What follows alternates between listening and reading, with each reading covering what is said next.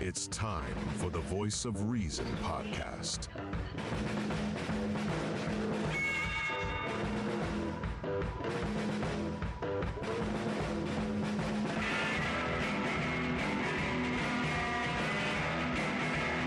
Here are your hosts, Sean Phillips, Andy Van Beber, and Travis Kirkendall.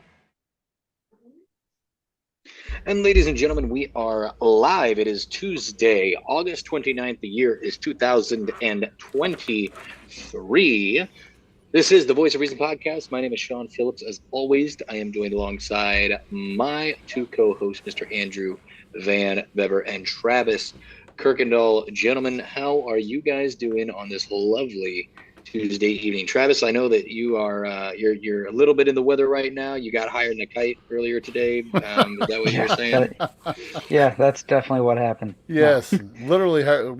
Tell us about the view there, Travis, behind you. What was that from? I was working up in Port Washington, Wisconsin today. It's just north of Milwaukee. And it's right off the lake there. You can't really see it in that photo, I don't think, but like the storm, it wasn't really a storm, it was just a big rain cloud. It missed us just north, but I was like, right as I was coming down, I was watching it coming in. So I was like, took a picture of it really quick and it watched it go over the lake, and And it was kind of cool. what's the height there? What height are we at there?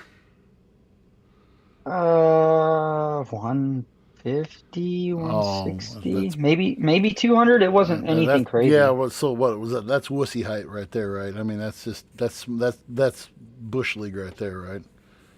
That's an average day. Yeah. He's phoning it in. He doesn't care. He's bad. Man. Well, boys, I'm going to tell you, I'm glad that the first week of school is over, and I hate the first week of school, but I am glad that it is over, and to get through the first week of school it's like death to me, because you're used to sleeping in until I call sleeping in until 7:30, and I'm getting up at 5, and now I'm going and hitting the Y in the morning, and There you go. yeah, Awesome. yeah, that's kicking my butt too. And What have you been doing in the Y? You got like a routine going, or I'm what doing so. I didn't get my full routine in last week because of the heat. Because Briley has to go to Thursday and Friday last week. Briley had to be at cross country practice at 6 a.m. because of the stupid heat, and so I only got to do my swim and my treadmill, and I'm gonna try to implement weights in there somehow and get weights going and all that good stuff. So I've got Nice. an app that a friend of mine's kind of piggybacking me off of her subscription, and so it's kind of it gives you good routines and everything like that. So we'll see how that works out, and it's whatever, I guess. But Sean, how was your weekend, buddy? My weekend was great. We Friday we went to a back to school barbecue I went with the girls and the family, and Julian got to run around like crazy. We met a couple of different parents that are, their kids are in Julian's class. Saturday we went on a really nice hike out of Will Rogers State Park, watched a little bit of polo, which was fun. And then after that, we went to a soccer game, and Saturday we went to church and just kind of relaxed for the rest of the day, hit the reset. So no, it was a good weekend. That's good. Yeah, I did I did Thursday night. I did back to school movie night, which is our tradition. It's cool. And then we had Friday night. I'm doing the PA for the Louisiana Bulldogs, and they played Bowling Green, and that was painful to watch. Bowling Green actually has a D1 recruit playing football for them this year, and so Ooh. and that was painful. So we don't stand a chance, is what you're saying. Yeah, Louisiana got run roughshod over, and then Saturday was our good friend Stephen Talbert got married, and while I was at the wedding, I got a few shout outs from the old podcast, and and said keep up all the good work and everything. Our good friend Martin Hanley was so impressed with our show last week, boys. He said to pass it along to you. He actually texted me last Wednesday morning, the night after the podcast, and he said, "Man, that was a knockdown show last night. You guys did a great job. We got a lot of great comments on the Twitter feed or on the TikTok feed and everything." Of course, somebody always has to crack a joke about the fat guy. So, thank you. There you go. Yeah, crack the joke about the fat guy, but there you go. Just give him. Yeah, I know. Yeah. So, but it is what it is. So, but it was good. And Travis, you got your nice quiet weekend in this weekend, I'm sure too. It was pretty relaxed. I've now officially finished with all the painting. I had to redo a couple things. Did you get the flooring? So now is the flooring done? No, that's what next now. I had to redo a bunch of stuff. Like I made some mistakes and I had to fix some of my edges, and then I went ahead and got my closet doors done and everything. So literally all I have to do now is just the floor and put the closet door back on. I got my shelf put back in the closet too, so that's literally it. And then switch out some outlets, but that's not like the floor is next. Yeah. Open to start tomorrow after work. Well, I also forgot to mention last Wednesday I also got over by members of my fantasy draft. Mr. Phil. Everybody that. I don't even want to hear it. Yeah, there's no way you got effed over. Yeah. At all. Hey, but I will tell you this much though, Sean, and you'll be impressed with it. I did watch the first episode of the HBO Hard Knocks with your boy Aaron Rodgers and practice with the Jets. And actually, that's my first season ever watching Hard Knocks on HBO, so that's actually a pretty good series too. But anyway, enough about all that, boys. I need to know: have Travis? I already know Travis has not heard the song yet, the trending song that has spent the second week in a row at number one on country Billboard's Hot 100 list. Sean, it is not Jason Aldean, folks. Try that in a small town. Yeah, now from what I've heard, this is actually a real country song and not that country poppy-esque. So. Oh, this is the real deal. This is the real deal. I've heard good things. I've heard actually good things about this guy. I'd like to give him a listen. I've heard he's actually a legitimate artist and not just your. Yeah, he's got an interesting story. Well, for those of you who haven't heard it yet, or you've lived under a rock or whatever, or you just don't listen to country music like the boys and I do. So here it is. This is Oliver Anthony. A little bit about this. Oliver Anthony lives in Farmville, Virginia. He had been recently, from what I understand, was recently laid off from I believe a factory job of some sort, and he is not. I have yet to hear if he's not identified as a Republican or a Democrat, even though I have a statement on that. Well, let's wait on that. Let's just go ahead and play the song first. Okay. And then we'll get to it. So here's the song. I've been selling my soul, working all day, overtime hours for bullshit pay, so I can sit out here and waste my life away, drag back home and drown my troubles away. It's a damn shame what the world's gotten to. People like me, people like you, wish I could just wake up and it not be true, but it is. Oh, it is, living in the new world with an whole soul. These rich men north of Richmond, Lord knows they all just wanna have total control. Wanna know what you think, wanna know what you do.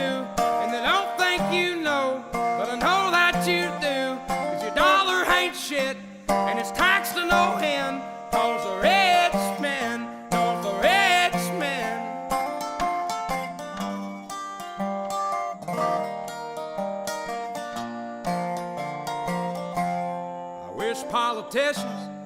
look out for miners, and not just miners on an island somewhere. Lord, we got folks in the street, ain't got nothing to eat, and the whole beast milking welfare. Well, God, if you're 5'3" and you're 300 pounds, taxes ought not to pay for your bags of fudge rounds. Young men are putting themselves 6 feet in the ground, 'cause all this damn country does is keep on kicking them down.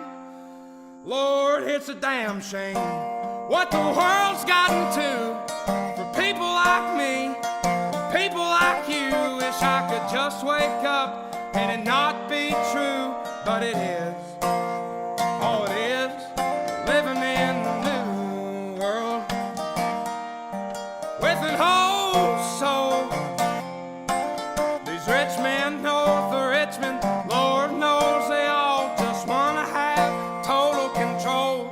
Wanna know what you think, wanna know what you do, and they don't think you know, but I know that you do. 'Cause your dollar ain't shit, and it's taxed to no end, 'cause the rich men north of Richmond.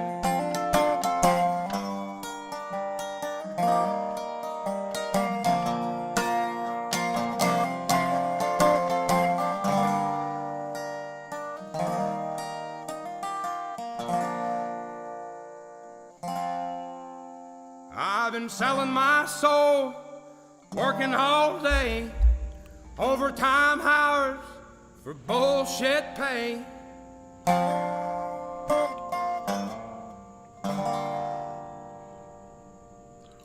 So there you go. And this was originally broadcast on Radio West Virginia. And like I said, this guy's from Farmville. He lives in Farmville, Virginia. And this was released on August 8th, so this was, what is today? Is this the 29th? So this was released 3 weeks. It is the 29th. So this was released 3 weeks ago today. 48 million views, over 48 million views on just this channel alone. And like I said, he's actually turned down, from what I've understood, he's turned down one record deal already. So, you know, what was the statement you said that you had, Travis? What was? Regarding his political stance, he made a statement I saw on Facebook where he's like, people have been asking me, and he basically laid it all out. Like, look, I don't follow any political party. I'm not left or right. I'm not MAGA. I'm not Democrat. I'm none of that. I don't follow any of that stuff. There was something along the lines of that. And regarding like him not taking the contract for the deal you were referring to, I saw another statement that he made where he was like, "Look, I don't want to go tour. I don't want to be this famous, star or nothing. I want to have a quiet life with my family," and that kind of thing is kind of what was the gist of his statement that he made regarding that too. That's my first time hearing that song, and definitely, there's someone who studies music quite a bit. That's definitely somewhat more like a bluesy kind of folk, like old school, like the 30s and 40s kind of sound. That's exactly what I thought. Which is kind of cool to hear. Yeah, that was kind of interesting. And there's a lot to unpack with a lot of the statements he said. I mean, for starters, he hits the nail on the head for a lot of the stuff. I mean, where do you want to start? I mean, what's like, the dollar ain't shit? You want to start there? Mean, I've part of me is I've heard this song so many times now that but the message still resonates, and our buddy Travis Pruitt says he loves the song. He says he hits the nail on everything. And Cassie LaFave, or Cassie McGuire, says Oliver Anthony is actually a stage name dedicated to his grandfather. His real name is Christopher. Did not know that. Thank you, guys. Cool. So, one of the things that I have when you talk about starting this statement about money, and we all three are at different parts of, it's safe to say, the middle class. But when he says, to quote him directly, the dollar ain't shit, and I'm not saying this to brag or anything, but or to even gain sympathy. This last month and a half, and Janine and I both Janine got her first pay raise today. And we've been, I mean, it's been, I'm not going to lie, boys, it's been a struggle to make ends meet the last couple of weeks. And oh yeah, let's see that baby there. Come on, Dad, go back. Come on, we got to see that baby there. Yeah. But but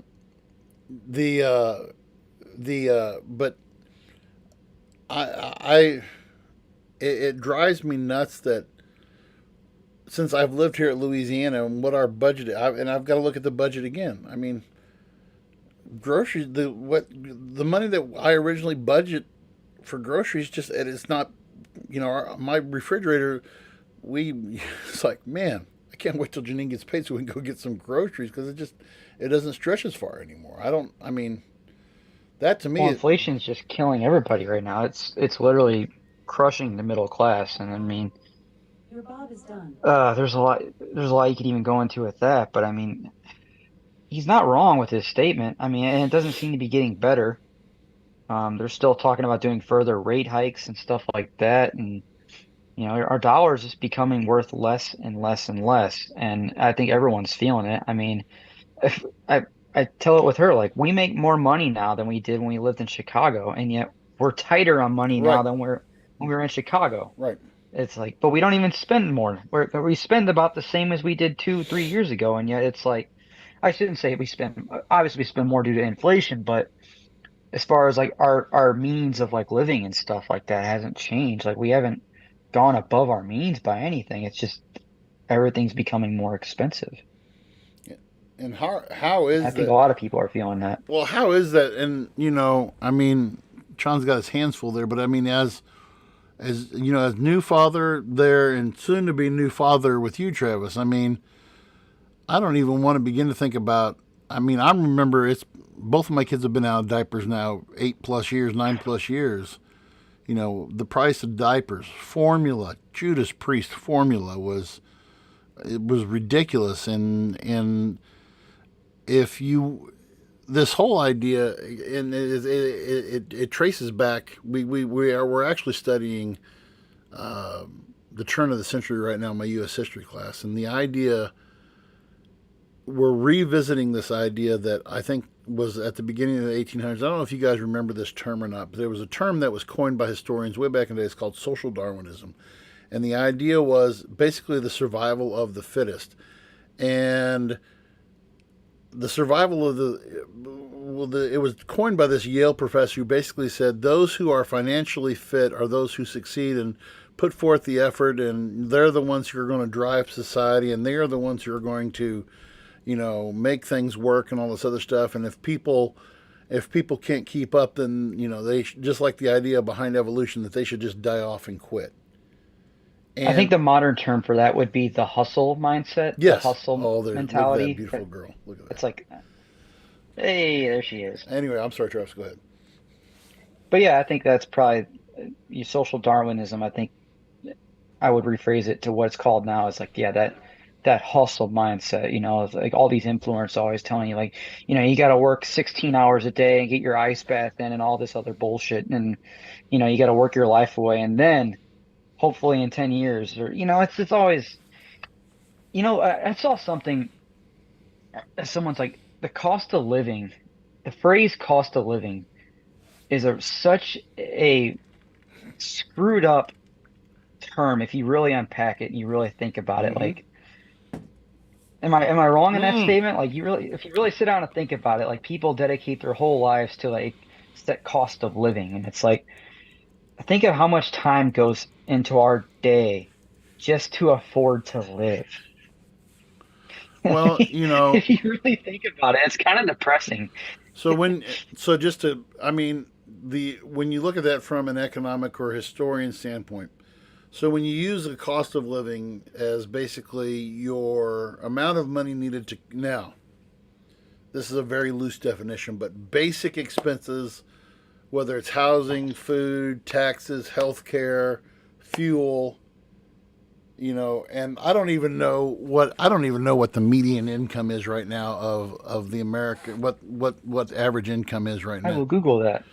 But to say that the cost of living is to calculate the cost of living. That's a changing equation every day. Cassie McGuire again just said formula as a joke should never be that difficult or expensive. Absolutely. When you have to struggle, and we can kind of tie this in with another statement because a lot of people misheard I shouldn't say misheard, but maybe misinterpreted. One of the other lyrics in the song is about the 5'3", 300-pound person on welfare. It wasn't, if you read the whole context of that lyric, it ties in with the whole thing about the value of the dollar because it's basically, he goes on to say that the system is keeping those people down on purpose. Yes, sir. I have a number for you. This is from the census.gov. This was September 13, 2022. Real median household income was 70,784 in 2021. Household income.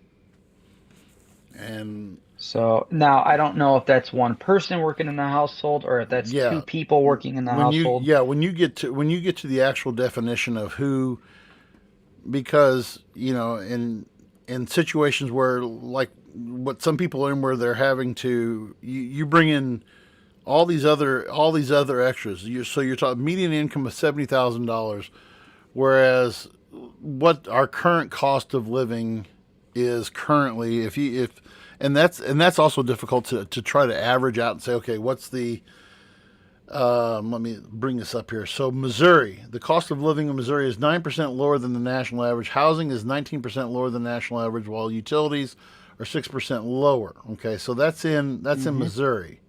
Okay, by state, and so by state, where would you say the highest cost of living is at?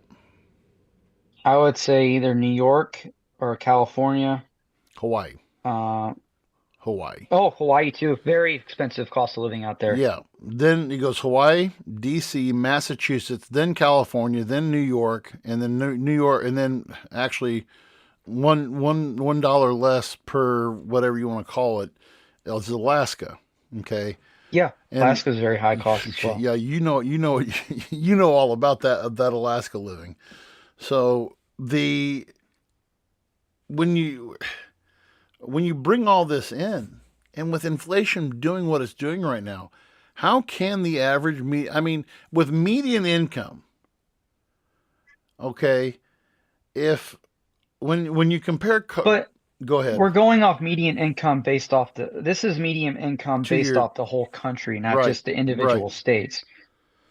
So it's kind of hard to, but again, I've seen charts and I've heard analysts talk. The rate of income is not increasing with the rate of inflation. It's not. People's money coming in is not keeping up with it. So this review was updated on June 2023. So this is from World Population Review. And one of the things that they say here, and this actually, it says the average household in the United States spends, okay, now you said median income around $70,000 2 years ago. So this year, as of June, the average household in the United States spends $61,000 a year on expenses. On average, that's 34.9% of spending, or roughly $1,784 a month, is dedicated to housing-related costs. Okay. Nationwide, the average rent for a two-bedroom apartment runs $1,154 a month. The average American household dedicates a further 16% on spending on transportation, an average of over $9,000 a year. Average health care cost, $5,000. No, that's not talking insurance. That's pay money out of pocket. $5,000. Food, including groceries and eating out, cost another $7,000 a year, or $609 a month. Okay, now I would love to know if that's a family of how many or what that is. Yeah, there's a lot of factors. There's a lot of factors that go into that. But you mentioned like in California where Sean's at. California has the nation's third highest cost of living index, which is almost 1.5 times the national average. It's actually 142.2. So almost, you're getting close to 1.5 times. California's transportation costs are the second highest in the country due to part and high gas prices state. Housing in California is twice the national average with a single home price. Good God! Have you ever a typical single family home priced at $683,000. Yes, if people are curious, I've done this before because I'm always on Zillow because I'm obsessed with that app. Go on Zillow and look at real estate in California. It is wild what a mobile home and a trailer park goes for out there. Oh, please! Fucking wild. What would be an example? Just ballpark. Yeah, I'm telling you, 300, 400,000. That was like the average prices of a mobile home when I was looking out there. I'm always looking. It's wild. It blows my mind how much it goes for out there. Sean, I'm sure you're all too familiar with it. I'm sure you see it and you're like, what the hell? Or even like a 1-bedroom apartment. You try to buy a 1-bedroom apartment out there, they go for like 250, 300,000 too. Whenever you said, the average for a 2-bedroom, apartment was $1,100, I would kill someone in the street right now to pay $1,100 just for rent. I have a 1-bedroom that's more than double that. Okay. Like, it's crazy. It's crazy how expensive things are out here. But they're getting that way. Rent is one thing. Rent is astronomically high here. I knew that coming into this. Can't fix that. But like, groceries are fucking ridiculous. Like, there's little things that I'll notice, like junk food that I ate as a kid, right? Like those Tostitos pizzas, those little square, you throw them in, they used to be 99 cents. Yes. On good sale days, you get them for 89 cents. They're like $3 now. I've seen them like go on sale for they're like $1.80, like on sale. And it's little things like milk sometimes fluctuates and is the cost of a gallon of gas for milk. Don't forget the taxes. Eggs. And like, I understand when there's, a bad, bird flu epidemic. Like I remember, was it earlier this year or late last year? Eggs were like the price $4. Of eggs. Mm-hmm. Yeah. So is, Uh-oh. We lost Sean there for a second. He'll come back on here in a bit. What are you seeing up in Chicagoland, Travis? As far as groceries? Yeah. It's been about the same. I didn't really see a lot of the crazy egg prices that people did. Yeah. The highest my eggs got was like 2 and some change. I go to Trader Joe's, and I mean I can't tell you the last time I spent over $2 for a carton of eggs. It stayed pretty consistent there. I choose, what everybody says about, Missouri versus Illinois on taxes and prices and this and that and the other. I think it's more of a farce, but in this part of the country, we've got it to where I think that we've got it relatively, I don't want to say relatively good. We've got it the best, but I mean, we've got it to where it's not killing us,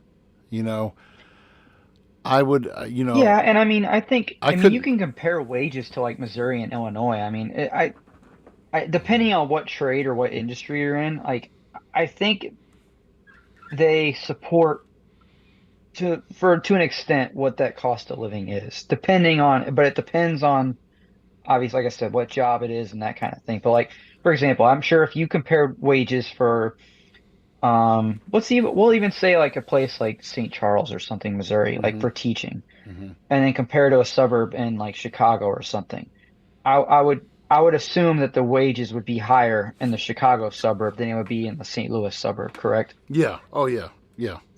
And I think you see that in most industries, like wages are higher in California depending on the wages and stuff like that. I know there's like electricians in New York that make like $60-something an hour, but again, the cost of living in New York is you're paying a lot of money just for rent too. So they got high rent prices there as well.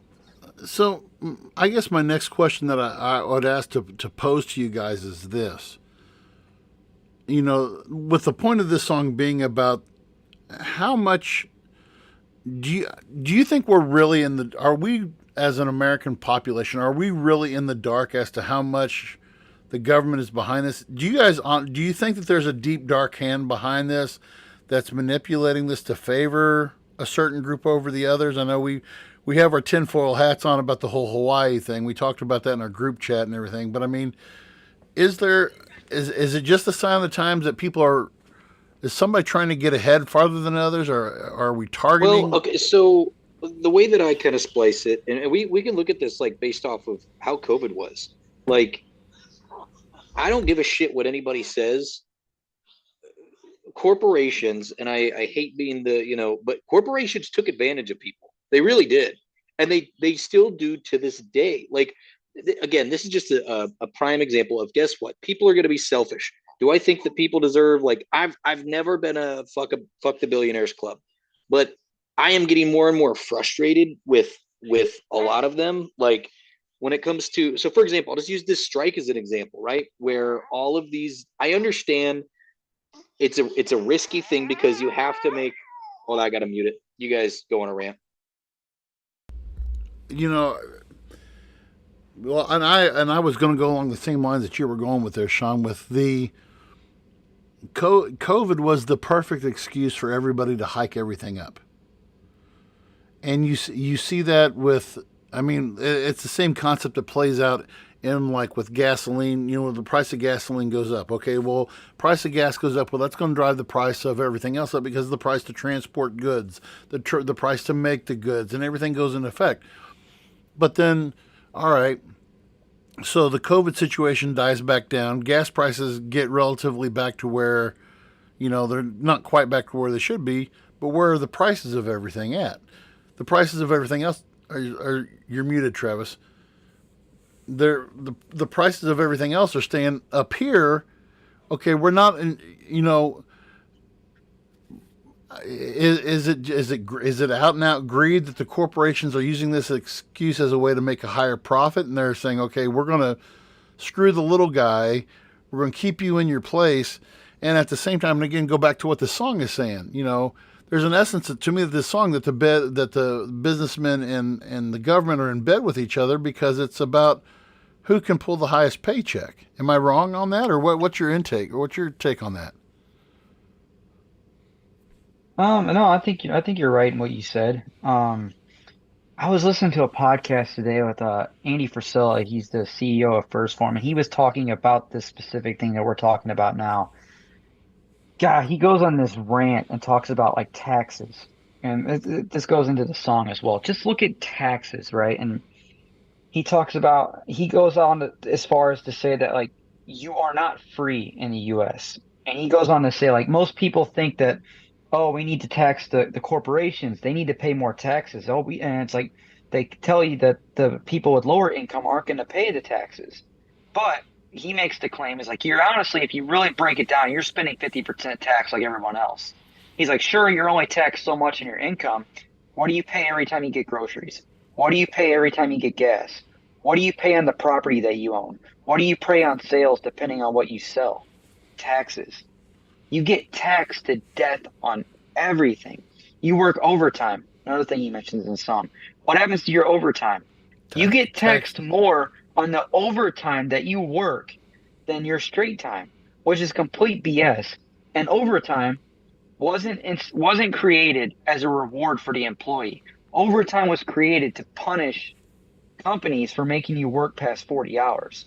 Now, granted, if you're someone that likes to make money, you're like, okay, you see it as a reward, cool. But you get taxed more on it, which to me, I think is ass backwards. If you're encouraging hard work and you're not rewarded, you want to encourage people investing into the economy, investing into other businesses and stuff like that, I would think maybe you would make people for overtime pay less taxes. But again, that's, what do I know, right? Well, I think so. Let's go ahead and move into the the aspect of what he said there. That's a good transition. And where's our tax money going? Can I finish what I? Sure, go ahead. I'm sorry. Go ahead, Sean. Please, please finish, Sean. Yeah. So when we look at like certain things when it comes to some of these bigger companies, corporations, whatever it might be, like look at Disney for example. Okay, a new, they like the president, Iger, came back. I forget what position he was in, but had retired. He came back, replaced the guy, and then signed a record-breaking deal for that position. And yet we have a bunch of individuals, writers, all these people that are not asking for a lot. They're quite literally asking for the bare minimum, that if their show gets streamed more, they get money. They get more money. That's the brass tacks of it. Because when shows used to go into syndication, because that's where the issue lies, is when shows will go into syndication on network television, people would continue to get paid because there's advertisers for network television. There's not advertisers for streaming. So these people aren't getting residuals for streaming. So even if, like, let's say The Office, for example, right? Let's say that show was only on streaming. It never made it on network television, but it still had, like, it's still one of the top 5 most streamed shows in the United States to this day. Those actors wouldn't see a dime, even though that show continues to make money over time. Those individuals don't see a dime for it. So that's where the problem is all of these different, at least in Hollywood, all these different studios are having record-breaking year after year, which is great for the stockholders, but they're trying to make their stockholders more money, and they want it to look good, so they keep their stockholders happy. But then the problem is, who pays for it? The employees, because the employees aren't getting raises. The employees aren't seeing the benefit of all this. And it's the same thing for, again, when COVID happened and all these different companies started charging a lot more for products, because again, I understand when things were limited, there was limited availability for a lot of things. But like Travis and I, for example, there was a company that we both really, really liked. And when COVID happened, they cited supply chain issues as a reason why they just didn't have product. The problem is it was bullshit, because it was years later after the fact, like the supply chain was not an issue. They just wanted to continue. They're still claiming that, I'm pretty sure, too. Yes. This company like continues to charge more. They used to have better deals. And I understand, like, they have things to do as a business, but like, at least they lost Travis and I as a customer because they completely went after the money. Whereas when they first started about the company, it legitimately felt like they were in it to put the best product possible out there. I mean, and that's the same gripe that I had with Andy Frisella is, yeah, he has a phenomenal product, and yet it is $1 billion fucking to buy anything from that company. Like, he's the last one that I want to hear talking about all these greedy fat cats. Like, dude, fuck you. Your hair, skin, and nail product is $45. Like, when I've looked, and here's the thing, I've looked at the bottle, I've looked at the ingredients, and it's the same shit that you can get for $12 at Target. So Andy Frisella is the last guy. Yeah, but it's not. But it's not the first form quality though. You're paying for the quality in the product and the craftsmanship. No, that guy is a glorified cult leader. Yeah. All right. Yeah. That's what Andy Frisella. I would actually agree with you on that. Sure. That dude, that's a conversation for another day. But that guy, have you listened to his podcast? By the way, just a question for you, Sean. Have you listened to it? I've heard him talk. I don't listen to it regularly. I have heard episodes of it though. I've heard hardcore MAGA, dude. Oh, dude, the last person I would expect to be that, but yeah. Look, anyway, hey, it doesn't surprise me. A guy that rakes in millions of dollars a year, pays, like, legit scams his employees to work for $13 an hour in a warehouse. Yeah, the warehouse guys don't. And then like they start on a warehouse and then they like hope to get a position in like the office. Hope like to get a position, but guess what? You get access to a cool gym. Great. You want to know what else? He puts on a music festival once a year. Yeah. He's a psychopath. So I'll go real quick story. I applied for that job, right? And I had an interview with those guys, and they were literally telling me, like, you're gonna work like 60 to 70 hours a week in the warehouse. I was like, what? And they're like, yeah, like it's like competition. Like it's like how much can you, like, how many boxes can you get packed and stuff like that? Yep. It's a very competitive environment. He's like, our guys are drinking pre-workout and stuff like that. And I was like, that sounds fucking terrible. $13 an hour drinking pre-workout and competing with guys to pack boxes. Like, you work in a warehouse. It's terrible. And I was like, you want me to work in your warehouse for $13 an hour, but it's first form. get the out of here, man. Like, anyway, sorry, tangent No, over. that's great. That's that great. interview was No, terrible. that's Those guys were like trolling me the whole time too. It was so uncomfortable. I was like, yeah. so, the thing that bothers me Sorry. is when you you want to. I understand why big business and why there's the whole thing behind profit motive. And there's the whole idea behind, in government, profit motive for business, taxation for the government. But you mentioned that you started with that a few minutes ago, Travis, when you said, okay, where are taxes going to? When you start breaking down, and there's tons of watchdog groups, legitimate watchdog groups you can go look at. When I do my unit on taxation for government, and I do the top 10, and I forgot that I don't have it right in front of me, but I have it bookmarked somewhere on my computer. These watchdog groups who come up with like the 15 or 20 most outlandish things that taxation is spent on. That's spent on. That the one that's, and I used it with you guys. I remember it's still the one I used. It was on there for like a couple of years until it got defunded. Like this, it was like a $2 million grant to the University of Wisconsin to investigate the effect of methane gas emission from cow crap on the ozone layers. Okay, first of all, why does the government need to be paying for that? Why does my tax dollar need to be going? How is that going to benefit? That's a whole rabbit hole you could go down. Oh, I know, but just only in so. I think when I just wrap my mind around taxation, especially in Missouri, especially when I pay personal property tax, which I think is the most ignorant concept in the world. Okay, I have the title for my truck and my van right up here in my safe. If you want to rob me, that's where it's at. But in my safety safe box right up here. Okay, got the title right up here. But I'm still paying to own my truck and my van. Even though it's paid, I have to pay to own my own vehicle. All right? Mm-hmm. And then so I go and then I work, just like you guys do. We're all three, blue collar, white collar, but then we're getting taxed to spend on this outlandish crap that really doesn't benefit you or I, but it goes to benefit the welfare system. Now, is the welfare system a terrible thing? No, it's not, because the welfare system helps people who need it.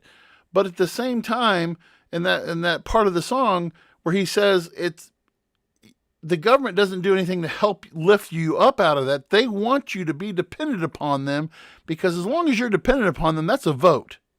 That's a vote. We don't want to. If you were to corner a politician, and they're not going to tell you the truth anyway, but if you were to truthfully hold a gun up to their head and say, why aren't we reforming the welfare system? Because when you really break it down, it's all about votes. If we're providing something for someone and we say, we're going to provide this for you and we're going to keep on providing it for you and we're not going to give you an incentive to better yourself.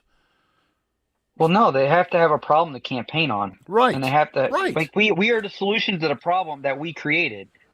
How convenient is that? And the advice that they give people is so ass backwards. I mean, if you look at the food pyramid that they put out this year, oh my God, wild, absolutely wild. I was listening. There was this veteran who was talking about. It was that podcast I was saying you guys with the Afghanistan guy. He had messed his back up. He was an Air Force guy, and he had back issues, and they ended up getting medically discharged. And they pretty much told him, don't lift weights, you can't do any kind of exercise. You pretty much you gotta be very easy on your back and stuff like that. And after he got out, he said that was like the worst my body's ever felt, that 6-month period of doing nothing. He's like, I took their advice, I did nothing, and it got worse. And then he's like, I went back to the gym, I started doing physical therapy, I started eating better, I took care of myself, I lifted weights, do this stuff, fixed all my problems, back to normal. So it's like it's such ass backwards advice that they give you for stuff like that. And why do they tell you that advice? And why is it expensive to eat? You want to go down that route? Why is it expensive to eat healthy? Why is it expensive to eat healthy? I can buy, again, you and this plays into what I mean, it's a whole vicious cycle to keep people in a certain way to make them dependent upon whoever. If I want to go out and buy fruit, vegetables, my daughter lives off of fruit. I mean, I could just give her strawberries. I could give her strawberries and bananas and blueberries, and she could be happy for life. But when you're, okay, so I can go out and buy a 2-pound box of strawberries for $8.50. Okay. Or I could go buy a box of strawberry Pop-Tarts for $3.75. Okay. That kind of thing, and okay. Yeah. And then you mentioned your buddy. Okay. Hey, don't get better. And I mean, that's what I'm hearing you say.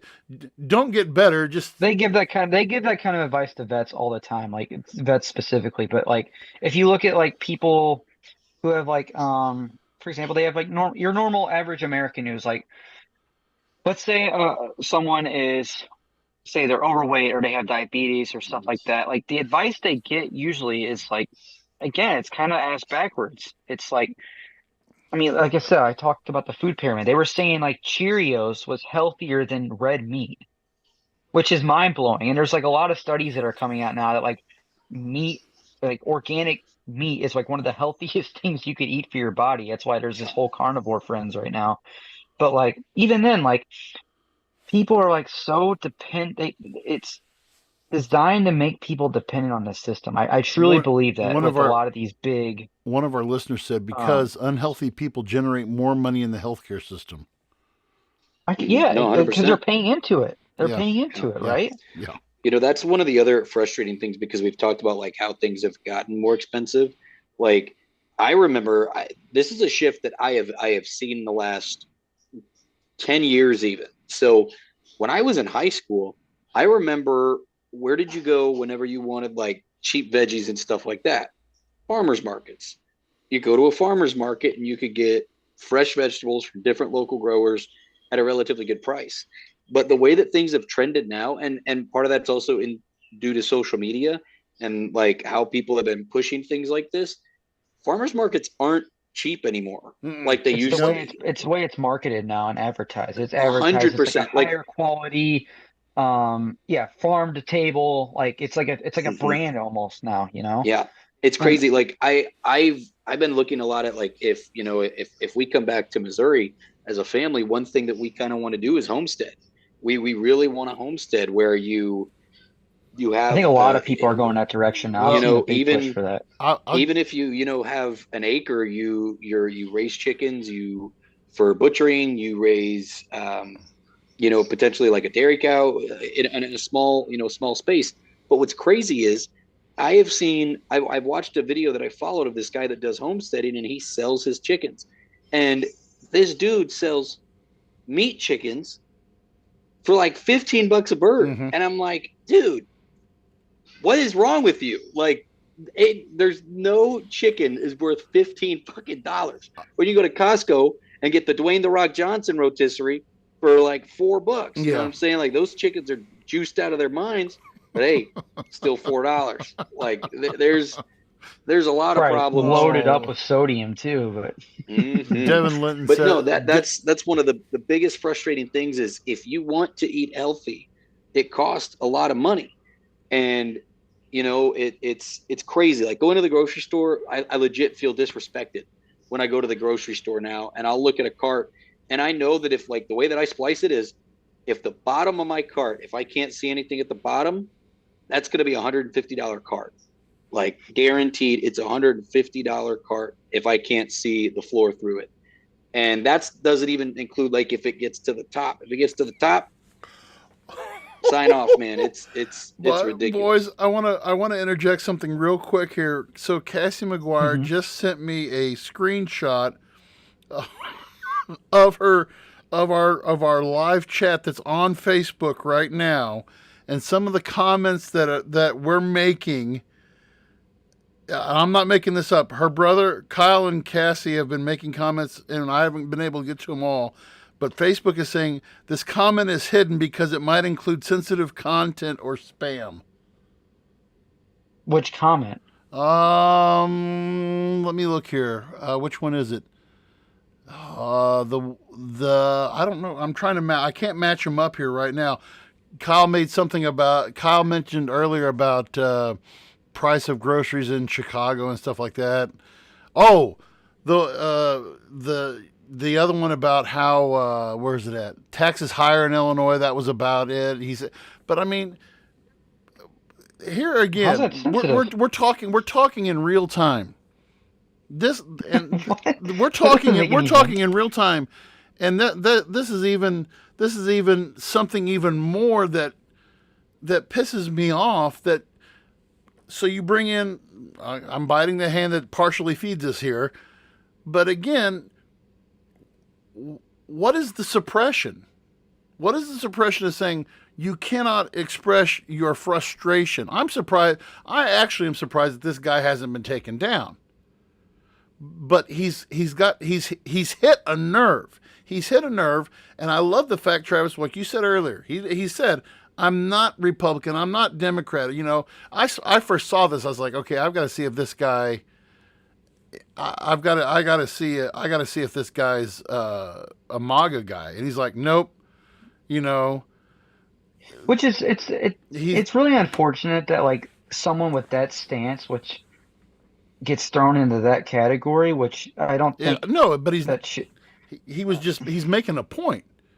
He is making a point, and there's a lot of reality to what he's claiming. And he's making a point to what we've been saying all along.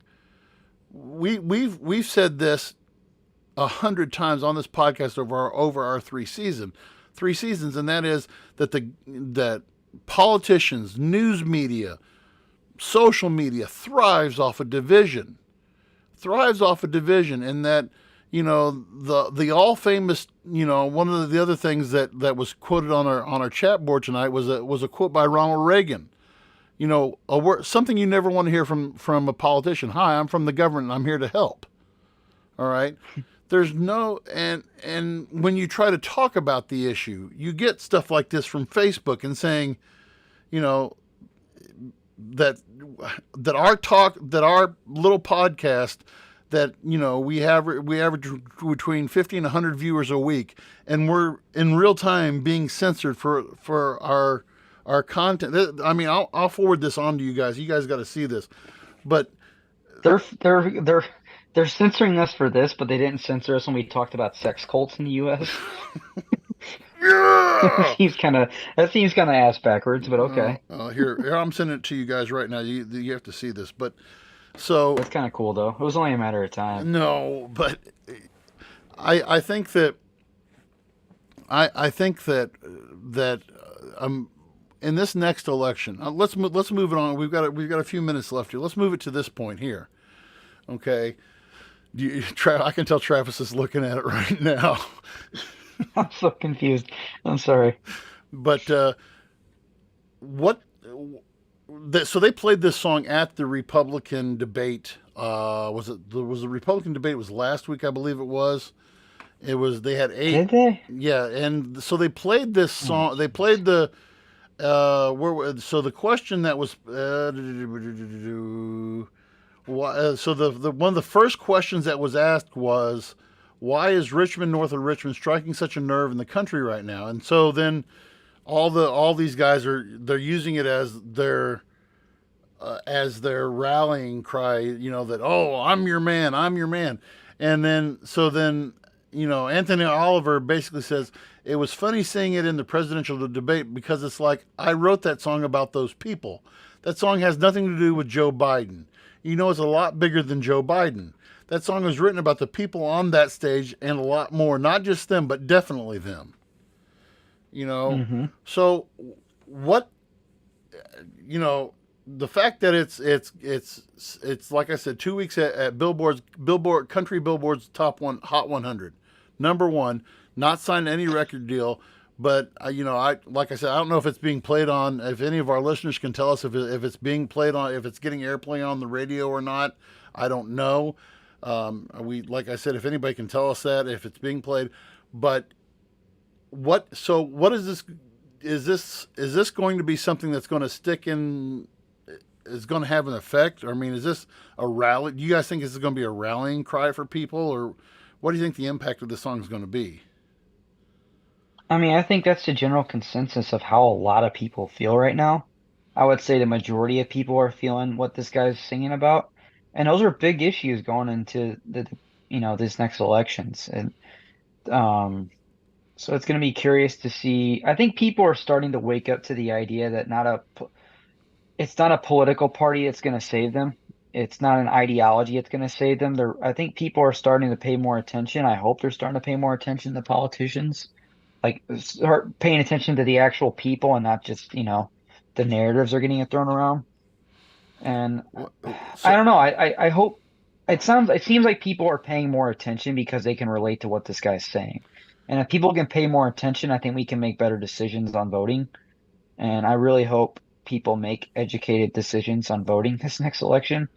what? Yeah, But we'll see. I don't yeah. know if that's going to be reality or not. I hope people to really, one thing that I don't think's done enough, and I'm, I know better at this, and it's one thing that I want to do moving forward is I don't think people are vocal enough as a whole. There are people that are loud, but locally with their local and state governments, I don't think people care enough until it's like a big matter that affects them. But um, no, I wish that of our locally elected officials that more because I mean I speak from someone that we've all lived in Pike, Lincoln County. At that point, the people that represent your county, it's more of a popularity contest. Like people give a shit less But what you about stand who for, right? is at what they're actually doing Right. when they're in Jefferson City. It's just a matter of like, oh, I recognize that name, I'm going to vote for that person. But it's like, I'm with you guys. Like we discussed a little bit ago, like property tax is the biggest crime I think that this country faces. Like I hate it with a burning passion. And, it's why, what's the holdup with locally elected officials that's not brought, to the chamber floors more often, things like that, like I think that so often we get blindsided by the big stuff that the bare brass that kind of affects us like on our day-to-day lives. We don't see it often. It's like the same thing. Like in Missouri, we're blessed, but we don't have toll roads, right? You go to sometimes when you're driving across a state, you're like real inconvenience because they don't take card, and you got to pay $3 to cross a highway. Like it's crazy. Like so, I don't know how people in Louisville, Kentucky, right? There's a bridge that a lot of people cross for commuting if to go to Indiana, I think. And just to do that, if you don't have like the year-long pass, which is rather expensive, it's like $4 just to cross this bridge. So if you had to make that drive every day for work, like that would be $20, right? For a week's worth just to go to work.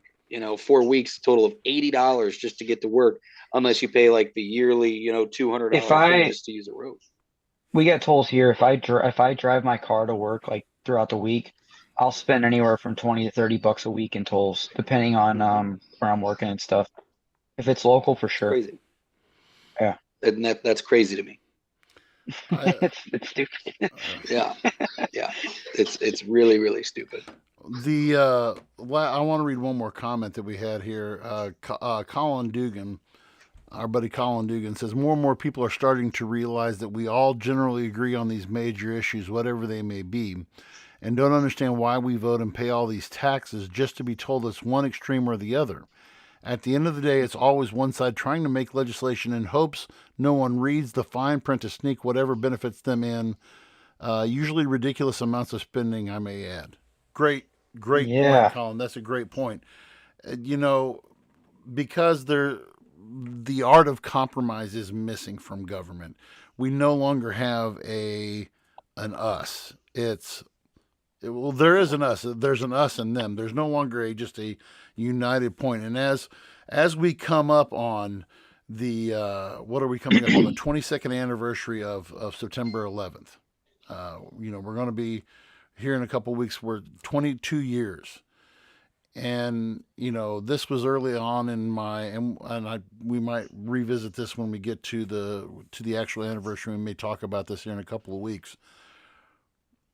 As an adult, as an older guy, in my opinion, this was the last time that I saw us come together as a nation where there wasn't, and it was one of those few times, even though George Bush used it as a springboard to go after Saddam Hussein and finish the job that his dad didn't get finished, it was still a president. It was our political leaders, Republicans and Democrats, going out on the Capitol steps together, Republican and Democrats holding hands and saying a prayer outside on the Capitol steps. It was people who were Jewish and Catholic and Baptist and people who were coming together.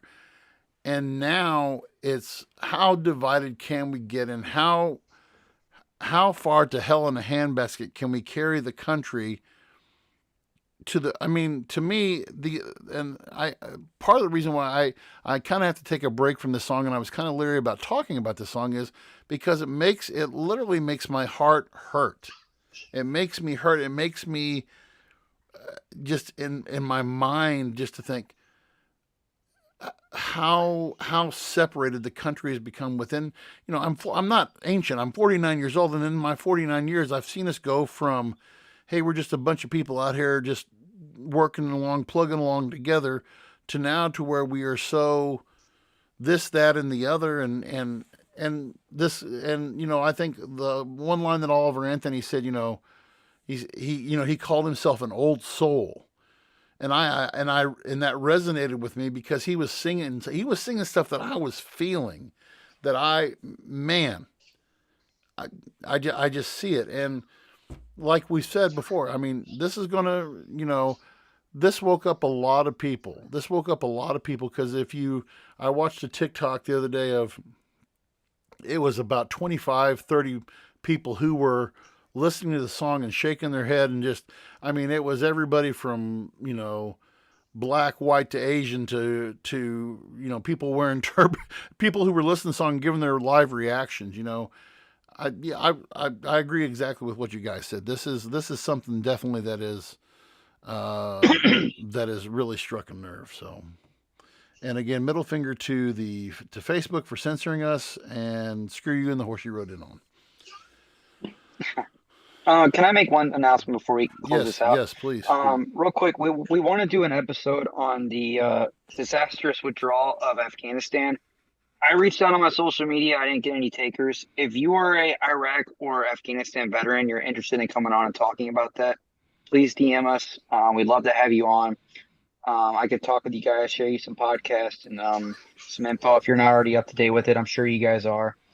And would love to just sit down and have a conversation about the whole thing and talk about lack of accountability and many other things. For those who don't know, Saturday was the 2-year anniversary of the attack on the airport where they were doing the evacuation. 13 service members lost their lives, and our president didn't even acknowledge it, which kind of felt like a slap in the face considering he was president and the leader of the country when that happened.